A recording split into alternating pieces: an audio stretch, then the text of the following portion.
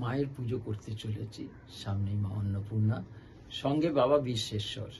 তো আমাদের সমস্ত সার্বিক প্রস্তুতি ইতিমধ্যে হয়ে গেছে, কিন্তু ব্যাপারটা হচ্ছে যে আমরা সব কিছু করলেও আমাদের পুজো পদ্ধতি যেভাবে করব সেই ব্যাপারটা বোধহয় একটু তালিম নেওয়ার দরকার আছে, যেটাকে পরীক্ষার ভাষায় লাস্ট মিনিট সাজেশন বলে। তো সেই ব্যাপারটা আমরা একটু দেখে নিই, যে আমরা দেখব যার পুজো করছি বা যাদের পুজো করছি তিনি আমাদের তো কোথায়, মানে মা অন্নপূর্ণা যদি হন তিনি কি পৌরাণিকের দেবী, পুরাণের দেবী, কিংবা তন্ত্রের? এই ব্যাপারটা আমরা অনেকেই জানি, আবার কনফিউশন হয়। কেননা আমরা দেখছি তিনি মা দুর্গা, তাহলে দুর্গা পুজো, অর্থাৎ একই সঙ্গে চলছে বাসন্তী পুজো কিংবা শারদীয়া, সেখানে তো পুরাণ মতে হয়। আবার সেই মা দুর্গারই পুজো হচ্ছে, সেই বাবা শিব আছে, তার আবার তন্ত্র। তাহলে আবার যখন চণ্ডী পাঠ হচ্ছে তখন তো পুরাণের দেবী তিনি। তাহলে এইভাবে তো আমরা করব। তো করতে গেলে যে একেবারে ঘোড়া থেকে যদি ভাবি, তাহলে সেটা কিন্তু কোনোভাবেই আমরা পুরাণ মতে করব না। যদি আচমনটা ধরি, আচমনটাও বৈদিক আচমন হবে, কিন্তু পরবর্তীকালে আবার তান্ত্রিক আচমন করতে হবে।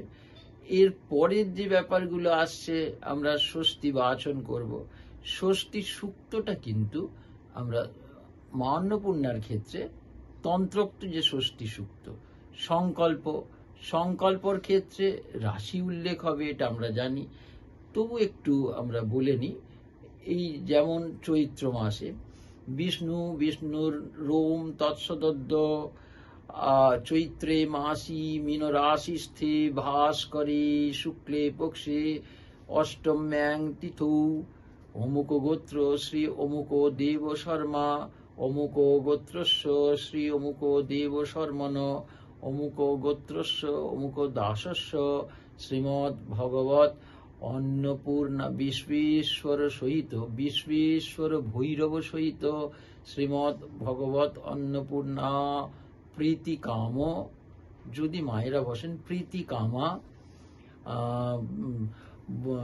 প্রীতিকাম শ্রীমদ্ বিশ্বেশ্বর ভৈরব সহিত শ্রীমদ্ ভগবত মাহেশ্বরী অন্নপূর্ণায়া পূজন ন্যাস তর্পণ অভিষেচন তদ হোম কর্মাহং করিষ্যে বা করিষ্যামি, এখানে বলতে হবে। তাহলে এই যে তন্ত্রোক্ত যে পুজো হয়, সেখানে কিন্তু আমরা এই সংকল্পের মধ্যেও কিন্তু হবে ন্যাস তর্পণ অভিষেচন, এগুলো তো। আর পুজোর ক্ষেত্রে তো আমরা হোম তো করবই, সেটা পৌরাণিকের ক্ষেত্রেও হবে এবং তান্ত্রিকের ক্ষেত্রেও হবে। তন্ত্রোক্ত পুজোর অতিরিক্ত হচ্ছে ন্যাস পুরাণে থাকে, কিন্তু তর্পণ অভিষেচন এই ব্যাপারটা কিন্তু আমাদের বলতে হবে। তারপরে তন্ত্রোক্ত সংকল্প সূক্ত, এইভাবে আমরা করব। অন্যদিকে আমরা দেখি যে এই পুজোতে একেবারে তন্ত্রোক্ত বিধি মেনে আমরা করব, সেই রকম ভাবে আমরা আলোচনা করেছি। এরপরে যেটা আসছে, মায়ের যে ধ্যানটা করব, এই ধ্যানটা কিন্তু আমরা একেবারে বিশুদ্ধভাবে, যেভাবে উচ্চারণ করলে একটা শব্দবোধ হয়, অর্থাৎ মন্ত্রার্থটা সঠিকভাবে সেখানে যায়, পৌঁছবে, অর্থাৎ মায়ের কাছে সেই আবেদনটা রাখবে, কিংবা বিশ্বেশ্বর বাবার কাছে সেই আবেদনটা রাখবে। এইখানে আমরা করব, পদ্ধতি মেনেই করব, এবং সেখানে বলবো ওম রক্তং বিচিত্র বসনাং নবচন্দ্র চূড়াম অন্নপ্রদান নিরতাং স্তনধারণম রাম নৃত্যন্তমিন্দু সকলাভরণম বিলোক্য হৃষ্টাং ভজে ভগবতীম ভবদুঃখহন্ত্রীম। এইভাবে মায়ের ধ্যানটা করব, এবং খুব ধীরে ধীরে, যেভাবে উচ্চারণ করলে একেবারে ছন্দ মাত্রা সব বজায় থাকে।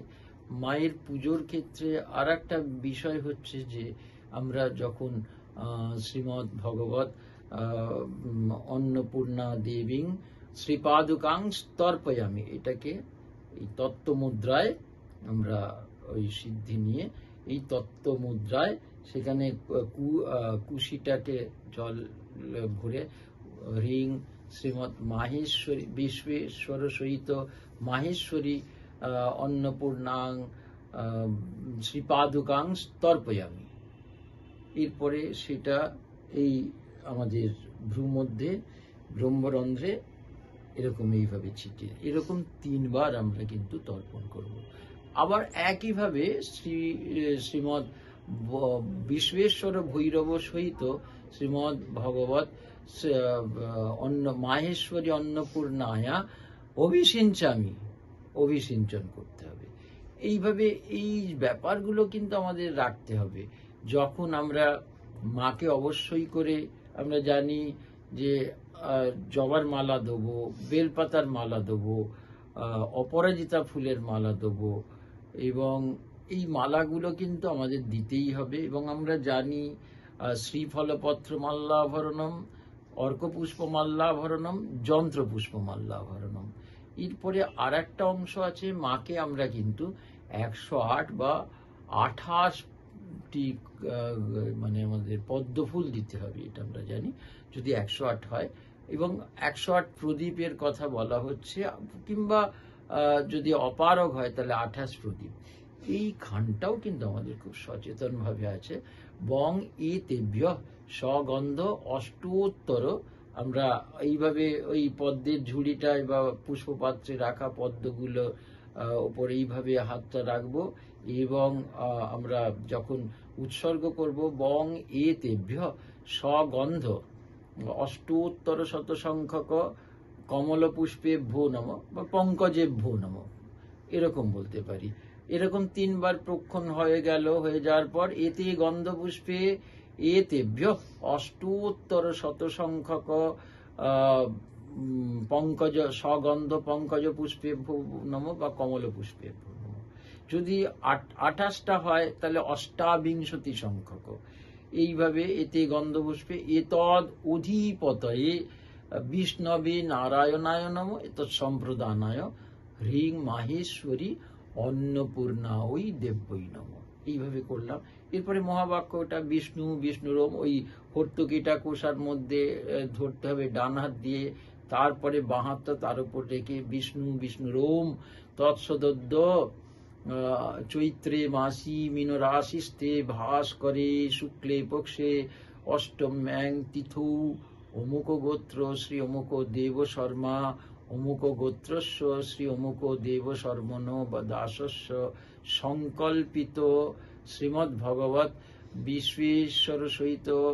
বিশ্বেশ্বর ভৈরব সহিত মাহেশ্বরী অন্নপূর্ণায়া পূজাঙ্গীভূত শ্রীমদ্ ভগবত মাহেশ্বরী অন্নপূর্ণা প্রীতয়ে এতান অষ্টোত্তর শত সংখ্যক সগন্ধ পঙ্কজান বা কমল পুষ্পান শ্রীমদ্ ভগবত মাহেশ্বরী অন্নপূর্ণা ওই প্রীতয়ে তুব্যমহং সম্প্রদদে। এইভাবে উৎসর্গ হলো। ঠিক একই ভাবে আমরা কিন্তু অষ্টোত্তর শত সংখ্যক বং এতেভ্য অষ্টোত্তর শত সংখ্যক প্রজ্বলিত দীপেভ্য নম, বং এতেভ্য অষ্টোত্তর শত সংখ্যক প্রজ্বলিত দীপেভ্য নম, বং এতেভ্য অষ্টোত্তর শত সংখ্যক প্রজ্বলিত দীপেভ্য নম। এতে গন্ধপুষ্পে এতেভ্য অষ্টোত্তর শত সংখ্যক প্রজ্বলিত দীপেভ্য নম এতদ অধিপতয়ে বিষ্ণবে নারায়ণায় নম সম্প্রদানায় শ্রীমদ্ বিশ্বেশ্বর ভৈরব সহিত শ্রীমদ্ ভগবত অন্নপূর্ণা ওই দেব্যই নম। এরপরে আমরা মহাবাক্য বলবো। বিষ্ণুরোম তৎসদদ্য চৈত্রে মাসি মীনরাশিস্তে ভাস করে শুক্লে পক্ষে অষ্টম্যাং তিথৌ অমুক গোত্র শ্রী অমুক দেব শর্মা অমুক গোত্রস্য অমুক দেব শর্মণ সংকল্পিত শ্রীমদ্ ভগবত বিশ্বেশ্বর ভৈরব সহিত শ্রীমদ্ ভগবত মাহেশ্বরী অন্নপূর্ণায়া পূজাঙ্গীভূত এতান অষ্টোত্তর শত সংখ্যক প্রজ্বলিত দীপান গন্ধাদি অর্চিতান শ্রী বিষ্ণুর দেবতাকান শ্রীমদ ভগবত অন্নপূর্ণাদি বিপ্রীতয়ে তুব্যমহং সম্প্রদদে। এখানে একটু মন্ত্রটা বলতেই হবে। ওং অগ্নিজ্যোতি রবিজ্যোতি চন্দ্রজ্যোতি তথৈব চ জ্যোতিষাং উত্তমং দেবী দীপোয়ং প্রতিগৃহ্যতাম। ৮০ মায়ের বলিতে, কেননা আমরা সংকল্প বাক্যে বলিটা বলবো, ওই সংকল্প বাক্যে ওটা বলার কথা বলবো। আমি এই কারণে সংকল্প বাক্যে বলির কথা বলিনি, কেননা সব জায়গায় কিন্তু বলিটা দেওয়া হয় না, এবং এটা যেহেতু মহাপুজো নয় তাই বলিটা কিন্তু এখানে ম্যান্ডেটারি নয়, দিলেও হবে না দিলেও হবে। যদি বলি হয় সেক্ষেত্রে এতে বং এত স্নানীয় গঙ্গোদকম কুষ্মাণ্ডবলয়ে নম, এত স্নানীয় গঙ্গোদকম কুষ্মাণ্ডবলয়ে নম, এতে গন্ধপুষ্পে কুষ্মাণ্ডবলয়ে নম, এতদ অধিপতয়ে আমাদের অগ্নয়ে নম। না, বলির ক্ষেত্রে অধিপতি নারায়ণ হবে না, তাই জন্যে শালগ্রাম শিলা, শিব ঠাকুর এদেরকে কিন্তু মুখে চাপা দিতে হবে, গোপাল যা কিছু আছে। তাই এতদ অধিপতয়ে অগ্নয়ে নম সম্প্রদানায় শ্রীমদ ভগবত মাহেশ্বরী অন্নপূর্ণা ওই দেব্যই নম।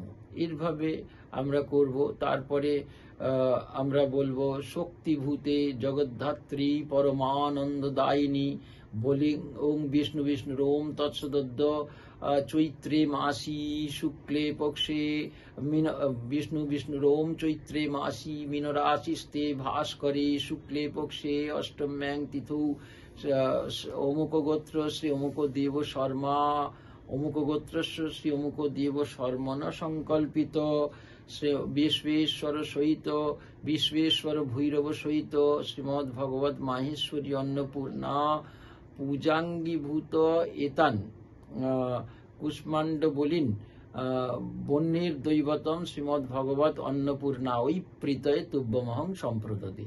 এরপরে একটা স্তুতি আছে, স্তুতিটা করব আমরা। বলবো ওং শক্তিভূতে জগদ্ধাত্রী পরম আনন্দদায়িনী বলিং গৃহ্ণ মহাদেবী পশু সর্বগুণান্বিত যথোক্তেন বিধানেন তুভ্যমস্তু সমর্পিতম অনেন বলিদানেন প্রীতা ভব দিগম্বরী ছিন্দি ছিন্দি ফট ফট ছিন্দি ছিন্দি ফট ফট ছিন্দি ছিন্দি ফট ফট। এরপরে আমরা খড়গের পূজা করব। এত স্নানীয় গঙ্গোদকং খড়গায় নম, এতে গন্ধপুষ্পে ওং খড়গাগ্রে হুং লক্ষ্মী নারায়ণাভ্যাম নম, খড়গ মধ্যে হুং খড়গাগ্রে হুং বাগীশ্বরী ব্রহ্ম। প্রথমেই কিন্তু এই খড়গটাকে 3টে ভাগ করতে হবে, একবারে মাথা, তারপরে মাঝখানটা এবং গোড়ার দিকটা। আমরা প্রথমেই করব এতে গন্ধপুষ্পে হুং বাগীশ্বরী ব্রহ্মাভ্যাম নম, এতে গন্ধপুষ্পে ওং হুং লক্ষ্মী নারায়ণাভ্যাম নম, এতে ওং খড়গাগ্রে হুং বাগীশ্বরী ব্রহ্মাভ্যাম নম, খড়গ মধ্যে হুং লক্ষ্মী নারায়ণাভ্যাম নম, খড়গ মূলে হুং উমা মহেশ্বরাভ্যাম নম, ওং খড়গাগ্রে তু বসেদ ব্রহ্মা, খড়গ মূলে চ শঙ্কর, খড়গ মধ্যে স্বয়ং বিষ্ণু, খড়গত্বং সচলো ভব, ওং অসির বিশেষণ খড়গ তীক্ষ্ণ ধার দুরাসদ শ্রী গর্ভ বিজয়শ্চৈব, খড়গনাথ নমস্তুতে ওং খড়গায় খরনাশায় শক্তি কার্যার্থ তৎপর পশুছেদ্যং তয়া শীঘ্রং খড়গনাথ নমস্তুতে। আবার বলতে হবে ওং খড়গাগ্রে তু বসেদ ব্রহ্মা, খড়গ মূলে চ শঙ্কর, খড়গ মধ্যে স্বয়ং বিষ্ণু, খড়গত্বং সচলৌ ভব। এরপরে স্তম্ভ পূজা। এই স্তম্ভতে এত স্নানীয় গঙ্গোদকং স্তম্ভায় নম, এতে গন্ধপুষ্পে ওং স্তম্ভাগ্রে হুং বাগীশ্বরী ব্রহ্মাভ্যাম নম, ওং স্তম্ভ মধ্যে ওং হুং লক্ষ্মী নারায়ণাভ্যাম নম, ওং স্তম্ভ মূলে ওং উমা মহেশ্বরাভ্যাম নম।